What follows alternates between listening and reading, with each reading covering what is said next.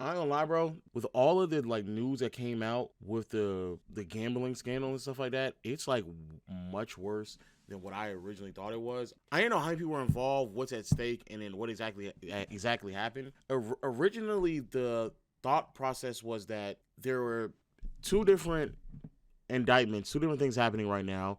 There was rigged poker games, and then there was prop bets where information is being passed along, or someone is deciding to like limit their minutes and how many minutes they're going to play and stuff like that. And Terry Rozier claimed he had a foot injury, and he then decided to take a step away. And then on the other hand, it was a Chauncey Billups on the other side who was the face of the rigged casino games, and then Damon Jones is a part of both. However, now there are claims that if you read the actual indictment itself, that Chauncey is actually a part of both of them. And that right there just makes things like significantly worse, because at first I was gonna shoot Chauncey Billups a bunch of bail. Chauncey was not only doing the face of the poker games, but he was also tipping off people on when exactly he was or was not gonna play Damian Lillard and a bunch of other players, and then that ended up like taking away, like obviously they were gonna go over and under, they pulled out everybody. This is actually from the indictment itself, where it says co-conspirator 8, whose identity is known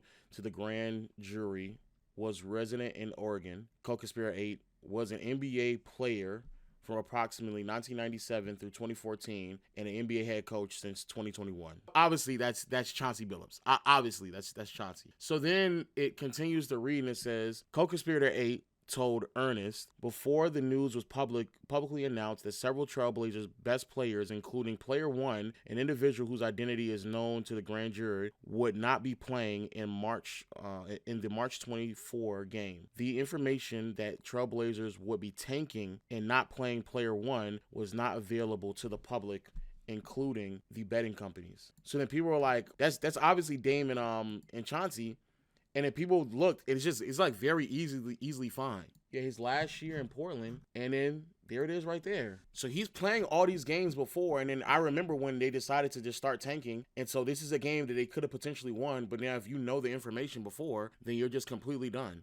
That is like very clearly Chauncey Billups. I don't know. There's no other way around it. So originally the story was being reported as if like Chauncey was the one who was only the face. I was trying to shoot Chauncey some bail, but absolutely not. Like, no, Chauncey, you're cooked. You're done. You're done, Buckaroo. And Chauncey's already been like picked up, went to jail, got bailed out. This is a nasty photo. He's wearing Clutch Sports on his chest. Oh my God. Oh my days. Chauncey wearing a Clutch shirt.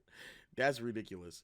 And if that wasn't enough, bro, there's even more evidence that even during games where they were already sitting out some of these players, when they were trying to tank, there are still games in which Portland still could have won. And in the middle of trying to win games, Chauncey Billups is like, no, we're still going to sit people in the middle of these games. It's just like he's actively trying to lose these games, even if they're like winnable games. So here is another example of a game that I'm convinced Chauncey Billups threw on purpose. So the Trailblazers are down by 7 with about 4 minutes remaining in the quarter, and they're trying to mount a comeback for the ages. They hit the layup 106-101 and wait for the graphic. Wait for it, there it is. They're on a 10-0 scoring run. So fast forward about a minute, Blazers are down by 6. Deni Avdija's hooping tonight. He hits the free throw to go down by 5. He's got 37 points. Not 27, not 35, 37 points. As the Blazers try to mount the comeback, they get the ball back now. So they got a chance to win this game, man.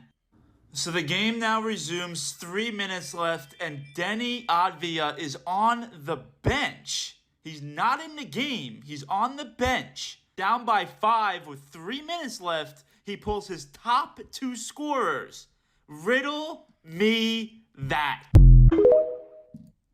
So it's shameless, bro. It's so shameless. It literally makes no sense, and it's actually very, very frustrating to watch this happen. Then there's like another clip where GP knows that there's like an 11-point spread, and he's trying to make the 11-point spread. There's like another clip where GP knows that there's an 11-point spread. They're on the sideline talking about this 11-point spread. They're cackling back and forth, and it's like, oh, if you're going to make it, are they going to make it? And then they're still shooting threes to try to cover the 11-point spread against like the Washington Wizards.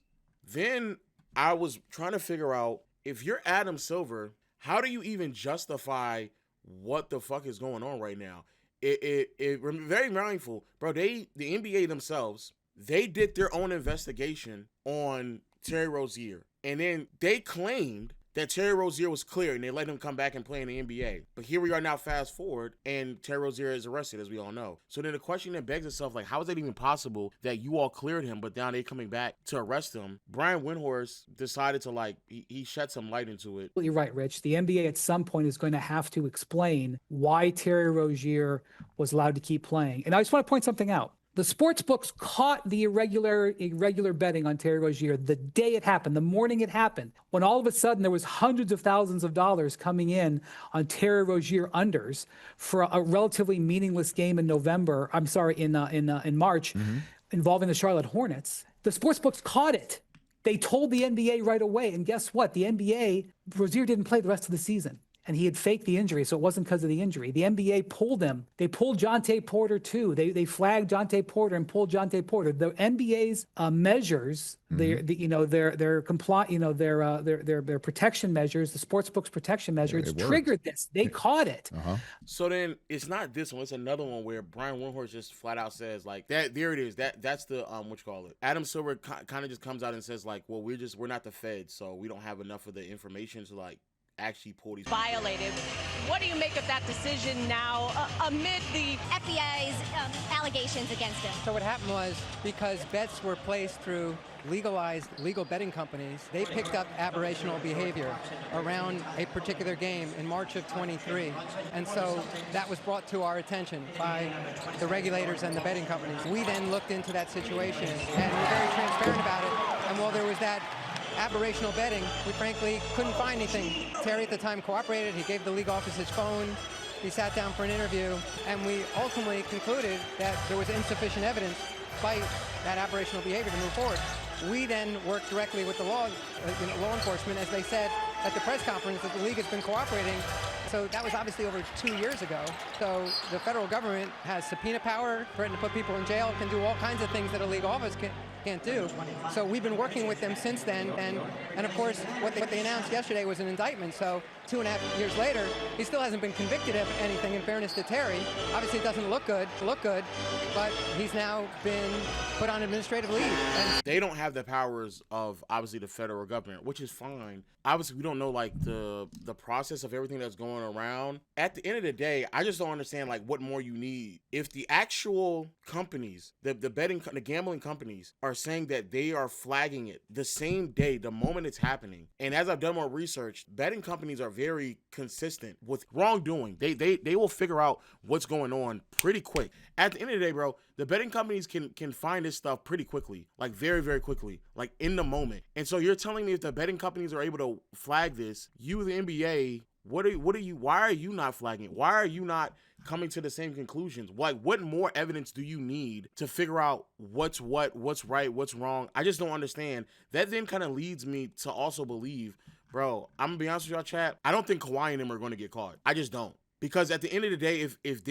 their threshold is we're not finding enough evidence and they don't have the same power to subpoena people and get actual hardcore proof, like actual government agencies able to, but there's just no way they're going to get there's no way. There's absolutely no way. And if that is the burden that they have placed upon themselves to find an NBA player or owner guilty, no, like it's done. Also, just in case you don't know, this is the game and this is what happened when Terry Rozier, he do the same thing.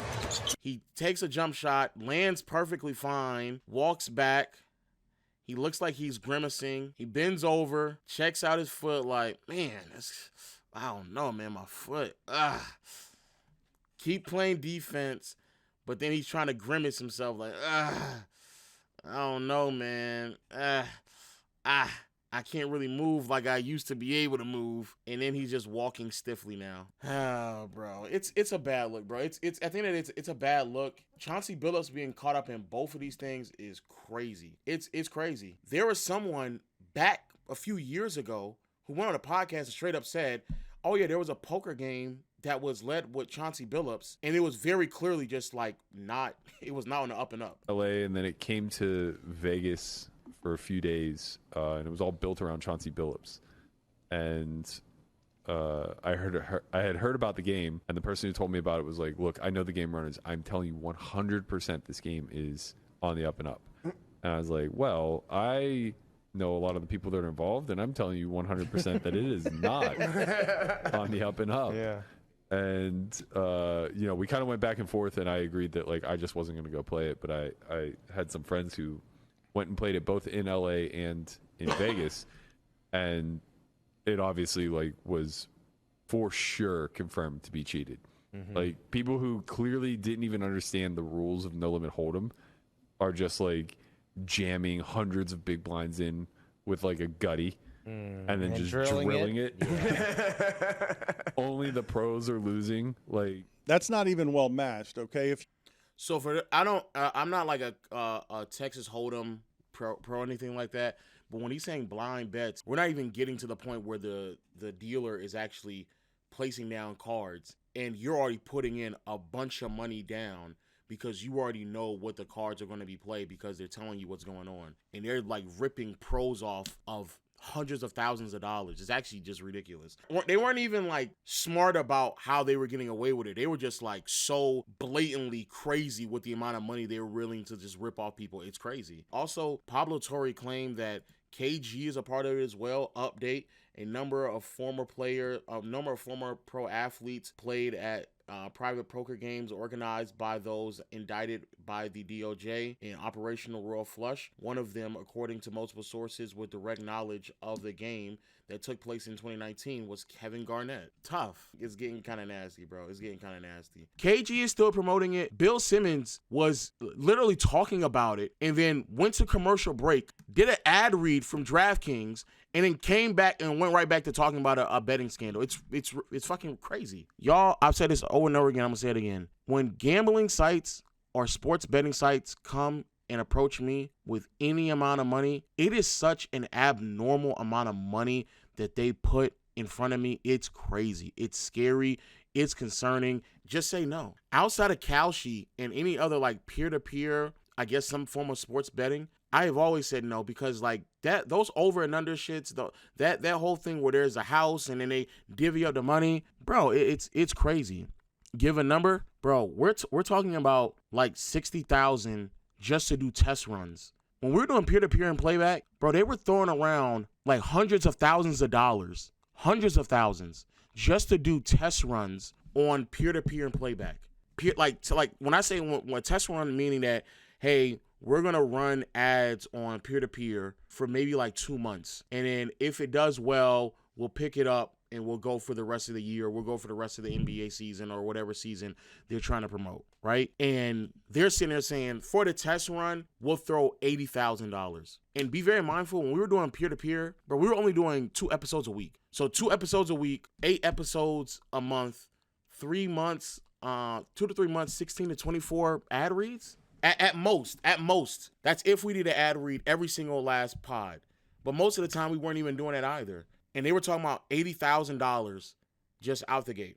We'll get $80,000 just to read them. And I'll have to if y'all already know, I've shown y'all some of the stuff, bro. It's crazy. It's crazy. And then I want to say that the most that Agent and I ever turned down through some type of ad reads was in the hundreds of thousands. They were just throwing it in front of us. Hey, pick us up for the rest of the year, especially when it's like the second half of the year and the inventory may be a little bit larger than what they think, and they have to spend the money some way, somehow. Agent and I would just turn it down hundreds of thousands. I would go as far as to say between peer-to-peer and playback, Agent and I turned down well over $300,000. Well over. And that may have just been sports gambling and like dick pills. Because I remember one time, Agent dumbass signed off on a Blue Chew ad, and I'm like, why the fuck would you sign off on that? And he left me to fucking read the ad read. It was ridiculous. But that's just how much money they throw and they pump into this over and over again. Why? Because I personally don't believe in that, and other people don't, and Agent doesn't believe in it either. It doesn't matter how much money someone is going to give me. If I just don't believe in what exactly that is, I'm just not going to do it. Like, to this day, and Raquel can attest to this, there's been tens of thousands of dollars that have been approached to us, and I've just said no. Raquel has came to me and said, hey, somebody's hit you up. They want to do a for the whole season. This is how much money it is. And I just don't agree with it. And I'll just like turn it down. But and that's not even me like knocking anybody, because I want to be clear, because I don't want to make it seem like I'm like on a moral high horse. That's just me. There's a lot of people who do other things, and that's what they want to do. What about it is that sports companies have slowly just picked up a monopoly in sports betting. So FanDuel, Underdog, DraftKings, they're like sweeping up a monopoly in the sports entertainment right now. That's the reason why, like back in the day, like maybe 10 years ago, when it came to your local providers and your local games, you'd be able to watch them on local television. Now, FanDuel has become so big that you have to subscribe to a FanDuel account to watch local TVs now, local television now. It's crazy. So now, if I wanted to watch the Braves or the Hawks, I got to do it through FanDuel. So, and then on top of that, wait. Let's go even further. Everybody's favorite podcasts now are also backed by gambling. You already know the arena is backed by Underdog. They got Underdog logo right there. Underdog on the seat. Underdog pop up right here in the middle. Underdog off to the side. I click this, nigga. The logo to the channel is an Underdog logo. It's an Underdog logo. Then if you go to Shannon stuff, right hand corner, that's DraftKings right there. So DraftKings is Shannon. If you want to do Angel Reese podcast, Playmate, there go another DraftKings right there, or Prize Pick, whatever it is, Prize Picks. Bill Simmons is so dripped out in fucking a bunch of just money. This nigga has fucking beer just sitting right there. Just beer, just sitting right there. Look at this. I got some Michelob Ultras next to me. We're going to open a 6-pack. This episode is brought to you by Michelob Ultra, the official beer partner of the NBA. And as the NBA season starts, one of the big questions I had was, what's up with this Houston team? Bro, like the whole thing is nothing. He has beer just sitting next to his face. Like, bro, we get it. We get it, dog. Like, I get it. I truly get it. You're making money because somebody else gave you a bag. Like, I get that, bro. And I'm not knocking you do it. But, bro, we're not even, like, being subtle with this shit no more. It's just everywhere. It don't matter what you're watching. It is literally everywhere. NBA scandal. FanDuel ad break. Go back to the NBA scandal. Like, come on, bro. Like, what are we doing right now? What are we doing? And Raquel can attest to this as well, because, again, there's been several ad reads that I just get frustrated doing, because it's like, y'all are disrupting the flow of the content that I'm creating right now. I don't want to do that. This is annoying. I'm making more than enough money. I ain't making more than enough money off of YouTube, playback, streaming. More than enough. We're making more than enough money. Why do I need to do all that? I genuinely don't have to do that. And at some point, you have to like sit back and ask yourself, like, bro, what more money do I need to make? What more? Like, how much more money do I have to make, bro? Like, come on. Like, nigga, come on. Bet365, come on. It's everywhere. And so now these betting companies have basically have a monopoly, not just on people's addictions, but also on the content that people are producing as well. They are literally all over the place. And they are sending out an abnormal amount of money. It's odd. It's not a coincidence that it was just the NBA that ended up getting caught. Bro, I'm gonna tell you right now, this is so stupid. The director of the FBI, Patel, came out and was trying to pump his chest about what he found, and led with it being described as an NBA scandal. When you caught mafia members, are you dumb? Why are you labeling it as an NBA scandal when the people who are actually doing the most egregious crimes are mafia members? I'm not stupid.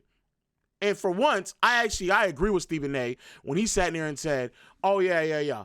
It's not a coincidence. This is something that, Trump is coming, all the people coming, and then Patel went on Fox and sitting there saying, that's the stupidest thing I ever heard. Brother, you sit next to Trump. That's not the stupidest shit you've heard. It's not. Be serious. But I get it. You're trying to cover your tracks, but respectfully, you sound stupid by sitting here labeling it and pushing it as an NBA scandal or NBA people being the face of it, that y'all are running with that narrative when you've caught mafia members. Why are Chauncey Billups, Terry Rozier, like I get why we're talking about those three people, Damon Jones, I get that because we're in the NBA space, but y'all leading with that is dumb. Y'all have mafia members, mobsters, People who are sitting there threatening people's lives, people who are dealing with millions of dollars over and over and over again, people who are actually doing the legwork behind the scenes with any of the prop betting, with any of the rigged poker games, and y'all are talking about NBA players? None of that shit is coincidental. None of that shit is off bounds. And also, NFL players must not place any bets on NFL games, throw or fix games, share confidential information. But yet, here we are right now. This week, the U.S. Justice Department announced 2 federal indictments relating to illegal gambling on NBA players, And then they also talk about the NFL because the NFL is trying to get ahead of this as well. Bro, I'm going to tell you right now, they doing it in all sports. The NBA, NFL, MLB, any entity that is going to sit here and act like, oh man, I don't know what we're going to do. Let's put out some policies and let people know and change the parental password code so you can really protect yourself. Man, they don't give a fuck, bro. It's too much money into this for them to genuinely care. They don't care. TV networks are being backed by billions of dollars from gambling companies. Then gambling companies are also backing independent media members. And then gambling companies are also pushing out shit even on your timeline on Twitter and on Instagram. It's everywhere. And again, I'm fine. You do what you want to do. At the end of the day, you a grown-ass man. You're a grown man, grown woman. You're an adult. You have to make the decisions on your own. But I'm also not going to sit here and act like, well, I just don't know how this is happening. Like, what the fuck?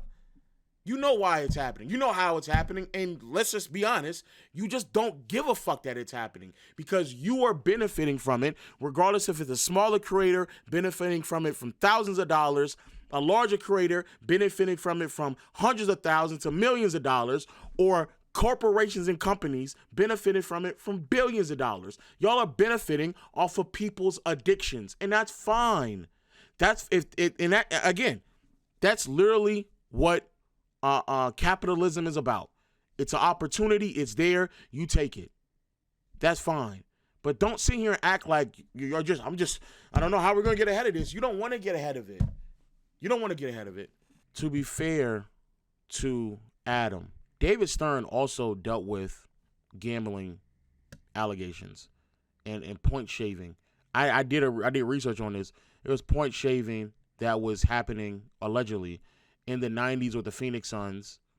Obviously, MJ's gamble debacle that got so bad that, again, the FBI started to investigate. Obviously, Tim Donaghy and all those things. So this has happened before.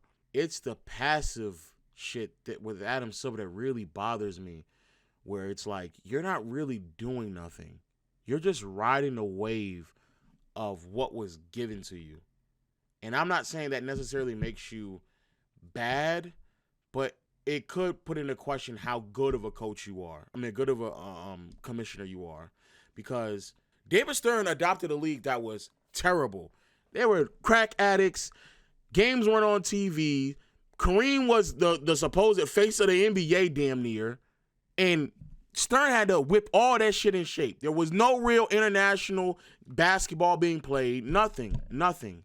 Adam, some of your adjustments, some of the things in which you are trying to claim you want to do to this league is stupid. We sat here and had to fight tooth and nail to get decal of the finals back on the floor because we wanted it to feel special. You lied and sat there and said, oh man, I don't know, players might be slipping on it. Nigga, figure it out. Go figure out non-slip paint. Y'all sitting there spending money on VR courtside seats. Airless basketballs, bro. There's so many things in which y'all can spend money on. Y'all spend money on the wrong things. And you can't sit here and tell me you can't find things to fix these problems when you get money from the betting companies, you're getting money from new networks, you're getting money from all of us putting money in your fucking pocket. Be serious. You got 2 things in front of you right now, and they are very serious, very real. I don't want to hear shit about you. Bro, we've been sitting here talking about getting rid of conferences for so long because how bad the East is. Every single time I bring it up, niggas talk about the traveling is going to be too bad. This nigga Adam Silver, and during the summer, talking about how he going to expand the NBA to fucking Europe. Adam, be serious. Can you hear me, nigga? Tap the fuck in. Let's be serious. This nigga want basketball players to fly across the pond. Are you serious? Nigga, we could have expanded. You want a Euro League? Bro, be serious. Adam, there's 2 things in front of you right now. Really, it was 3. But Wemby arrived, and that's really helping you right now because LeBron not even playing. And I'm going to be honest with you, that ain't really hurting nothing. LeBron ain't playing. KD losing games. Curry hooping out his mind. But nobody not really concerned about that because people actually legit watching Wemby. So you're lucky. You got lucky with that face of the league shit that you were dealing with for the past 2 to 3 years. You got real lucky. This Kawhi shit and this gambling scandal, this right here is legacy defining. These are not things that you can just sit there and bend backwards on. It's not. You can't. Like, sincerely, you cannot. Adam Silver needs to do something. I watched David Stern deal with crack addicts. I seen David Stern deal with racist people in the stadium sitting here booing people left and right because they were black. I seen David Stern deal with no television coverage. I seen David Stern have little to no actual input to international play. Nigga, they are running over you. Players can just do what the fuck they want to do. Since you have been up here, salary cap spiking, niggas just joining whatever team they want to. We now because you fucked up so much on the salary cap situation, now we gotta have second aprons that's gonna fuck teams over for years and years to come. Also, as a sidebar, nigga, if you ain't gonna do nothing with us, you're not even looking over the WNBA properly. You ain't doing nothing, bro. You are existing. You need to tap the fuck in. It is irritating to see people talk about this gambling scandal while right behind them is a fucking underdog logo, DraftKings, pick whatever the fuck, FanDuel, ESPN talking about a betting scandal, and underneath it is ESPN Bet.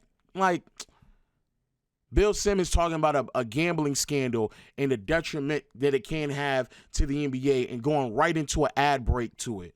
Like, come on. Just say, hey, guys, this is what y'all really need to come out and say. Hey, guys, don't fuck this up for all of us because we're all making hundreds of thousands to millions of dollars. So don't fuck this up for us. You niggas getting greedy, you gonna fuck it up for me. That's all you need to say. And shut the fuck up and move on. That's it. That's what you need to say.